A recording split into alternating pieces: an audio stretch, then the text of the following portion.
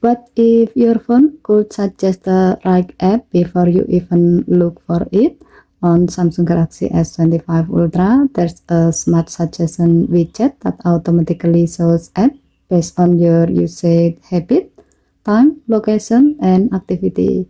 Here's how to use it on your home screen. Long press on an empty area, then tap widget, scroll down and look for suggest app.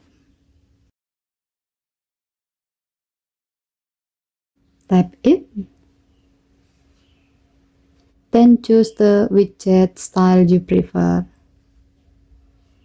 Tap Add to automatically place it on an empty area on your home screen, or you can drag and drop the widget to place it on the desired area on your home screen. And that's it. Now your phone will automatically suggest app based on your behavior. It's simple, automatic, and surprisingly helpful. Try it for a few days and see how smart your Galaxy really is. Okay, thank you for watching. Please help to like and subscribe. Have a nice day.